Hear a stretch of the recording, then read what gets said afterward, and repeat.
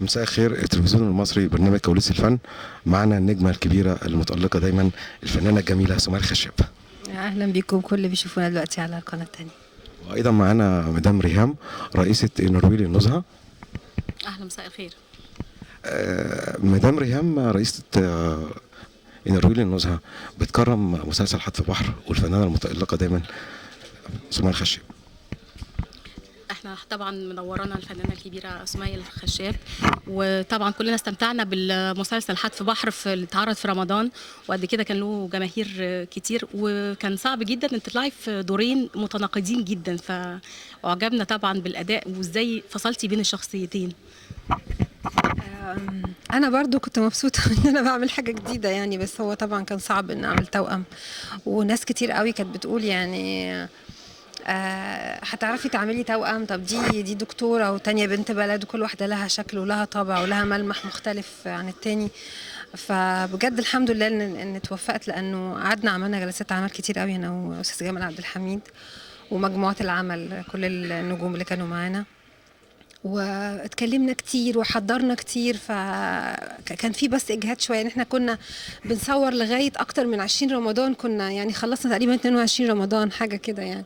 فكان مجهود جامد قوي عشان تفصلي بين الاثنين، كانهم عملين، كانه بتعملي شخصيتين بالظبط، كانك بتمثلي مسلسلين في وقت واحد بالظبط. بالظبط، كل واحده لها انفعالاتها ولها شكلها ولها طريقه كلام ولها شكل مختلف عن الثاني، شخصيه تانية وملمح تاني. فكان موضوع صعب قوي بجد، كان صعب، بس الحمد لله يعني عجب الناس طبعا. يمكن الناس زعلت بس في الاخر انه مشتهى ماتت، فالناس ما كانتش عايزه النهايه الحزينه، وانا بشوف انه الناس دلوقتي اليومين دول يعني محتاجين نهايات سعيده شويه. زي زمان كان الافلام نهايتها دايما سعيده، الناس كانت بتخرج من السينما فرحانه. دلوقتي النهايات كلها بقت تعيسه، وبقت يعني فيها تراجيدي، فيها نهايات مأساوية كلها. فيمكن الظروف اللي احنا عايشينها كعالم، كلنا في العالم الناس كلها مشدودة ومش عايزين حاجة تشدهم أكتر، أو عايزين حاجة تخرجهم من مشاكلهم اليومية. دايما بيدوروا على الفرح، بيدوروا على حاجة تضحكهم، بيدوروا على حاجة تخرجهم من معاناتهم اليومية. فدي بس المشكله اللي كانت في المسلسل، ان كل ما حد يقابلني يقولوا لي لا هي ماتت ليه، لا احنا زعلانين قوي، طب انتوا مش هتغيروا النهايه؟ اقول لهم هم حبوها، هم حبوها وارتبطوا بيها، ولما ماتت هم زعلوا قوي عليها. فيقولوا لي طب هو في جزء تاني؟ طب اصل المخرج سابها مفتوحه كده، طب ما تعملوا جزء تاني، بس يمكن تكون ما ماتتش، يمكن تكون اتصابت بس. فانا اقعد اضحك يعني انه قد كده حبوها يعني، كده فيها غموض، يمكن يكون في جزء تاني ان شاء الله. بالظبط. فالحمد لله يعني، الحمد لله انه دلوقتي بيتعاد تاني على اكتر من قناه فضائيه، وانا سعيده جدا بشوفه بيتعاد بقى، بشوفه برواق دلوقتي، لانه وقتها ما كنتش بشوفه، كنت بصور وكده، فما كنتش قادره اتفرج على نفسي يعني. وانا سعيده جدا ان انا معاكم النهارده، بشكركم طبعا على التكريم اقل حاجه، وليكي جمهور فظيع في اسكندريه. اعرف ان حضرتك برضو اسكندرانيه اساسا. طبعا اكيد، لما تبقى بنت اسكندريه وبتكرر في اسكندريه طبعا في وسط اهلك يعني. اكيد وده تكريم بيسعدني، وعشان كده انا لبيت الدعوه فورا وجيت. بس مسلسل حتف بحر هو يعني ما شاء الله، السي في اللي انا شفتها كم من الاعمال مميزه سواء في السينما ولا في التلفزيون يعني. الحمد لله مأثر فيا جدا مثلا فيلم حين ميسره كان برضو اول فيلم قوي، وعمل يعني فعلا عمل تاتش للناس، انها شافت عالم تاني ممكن في العشوائيات ما كانتش حاسه بيهم، حست بمشاكلهم، حست بتعاملهم مع بعض، بالخطوره اللي بيواجهوها. فيعني اصل انا اللي لفت نظري كده ان احنا عارفه حضرتك طبعا ان احنا نادي خيري بمشاريعنا كلها بتساعد الحاجات دي، وفيها طبعا حاجات كده، فدي طبعا حطت لنا زي سبوت لايت كده على الحاجات اللي في ناس تانية محتاجه ايه نحاول نساعدها. لا وبالفعل بعد الفيلم انا شايفه انه في اسكندريه كمان حصل يعني طفره جامده في حكايه العشوائيات. يمكن كان وقتها الست اللي هو المحجوب عبد السلام المحجوب، فعلا يعني بعد الفيلم لقينا انه بداوا يسلموا معرفش اكتر من 3000 وحده سكنيه لبعض الاسر فعلا، وكان اهتموا جدا بالموضوع. فهو ده دور الفن، بشوف ان الدور لما يلقي الضوء على مشكله، على الزرار اللي هو يعني بيمس الناس دي فعلا واحتياجاتها. بالظبط. يمكن بعض الناس انتقدت وقالت انتوا بتبينوا سلبيات المجتمع وانتوا بتشوهوا شكل مصر. احنا بنشوهش شكل مصر، احنا بنحب مصر جدا ومصر في دمنا بس احنا عايزين مصر تبقى احلى بلد في الدنيا، وعاوزين نعرض مشاكل اهلنا وعاوزين نعرض مشاكل الناس اللي هم ظروفهم صعبه ونمد لهم ايدينا ونساعدهم من خلال اعمالنا الفنيه، والا ما يكونش الفن رساله.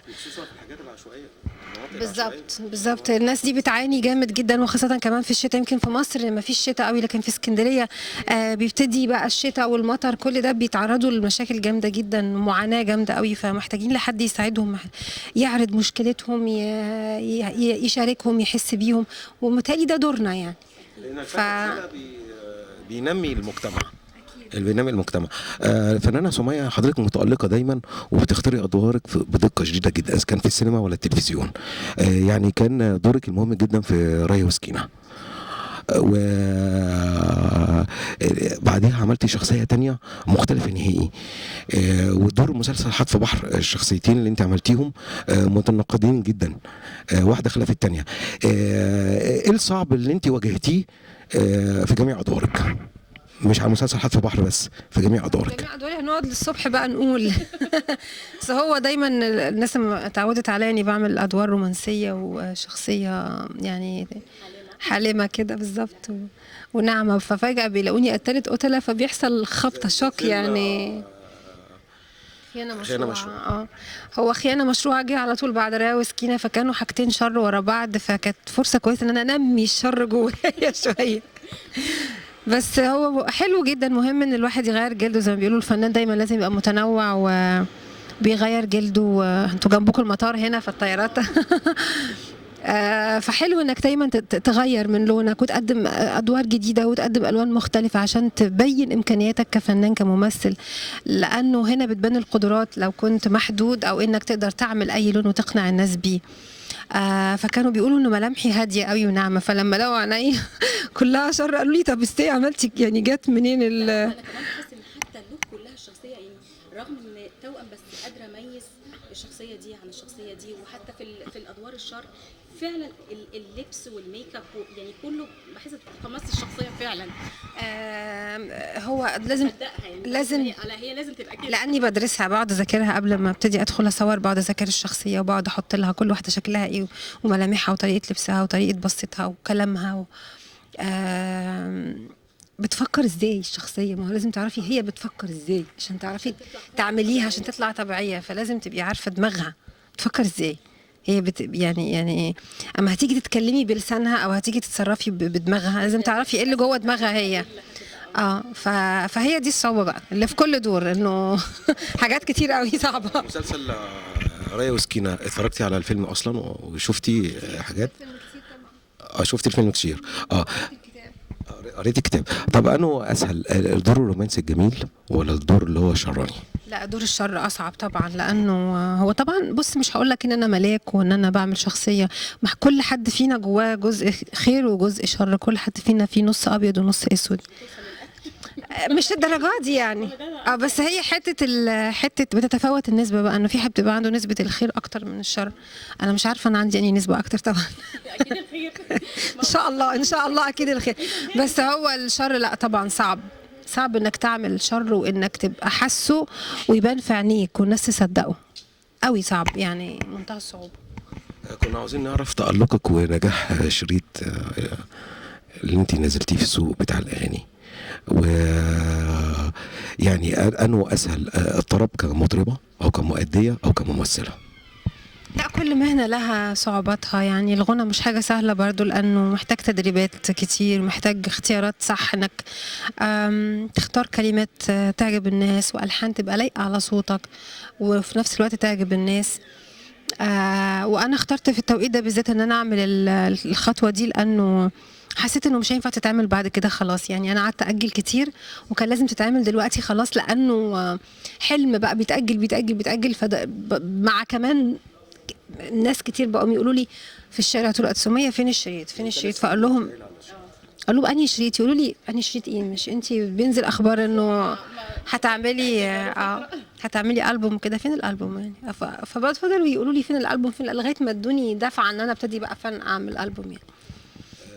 يا ريت لو نسمع حاجه كده من الشريط.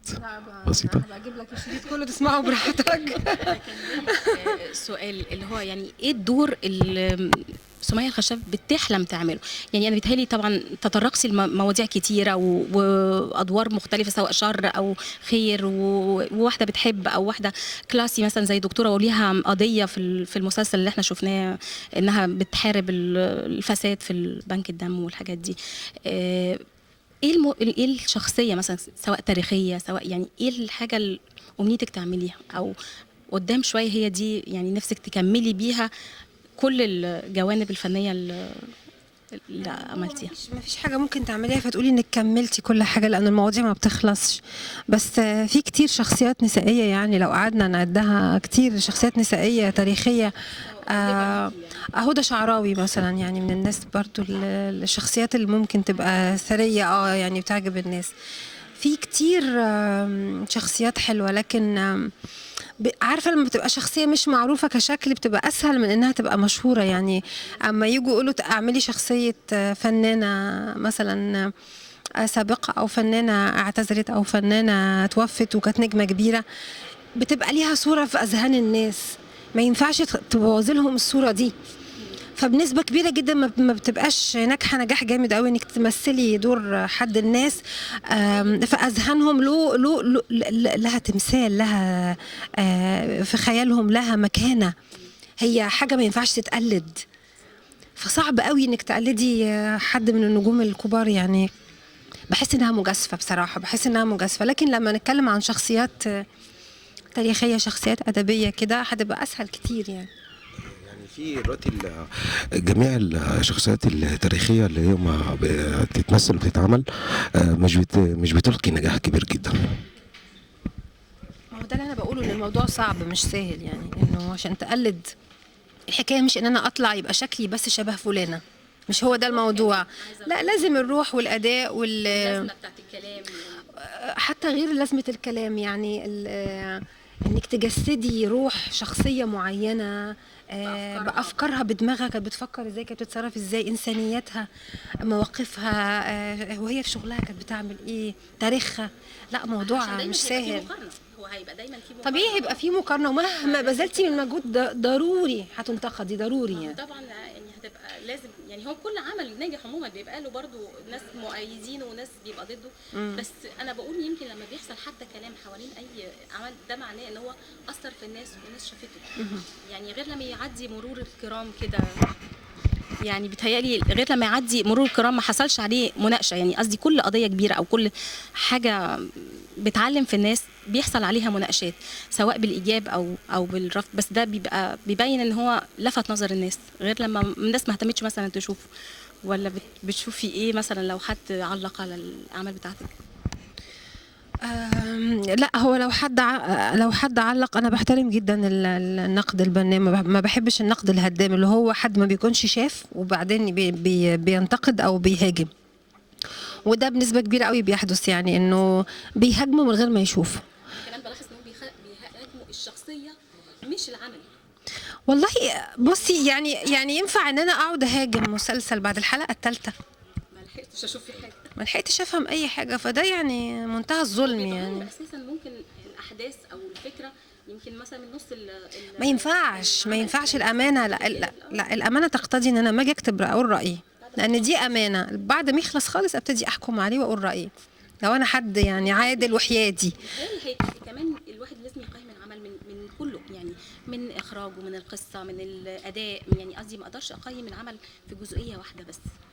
ولا رايك؟ طبعا اكيد بيبقى تقييم من كل الجوانب. بس اقصد اقول انه لازم اللي يقيم بعد ما يشوف العمل ككل، ما يقعدش يقيم عمل من قبل ما يشوفه ويقول رايه فيه ويقعد يشتم براحته كده. يعني بس خلاص الناس بقت فاهمه بقى النوع ده من الناس اللي هم بيقعدوا عايزين بس خلف تعرف. يعني انا غير كل الناس، فانا موجود. بالظبط.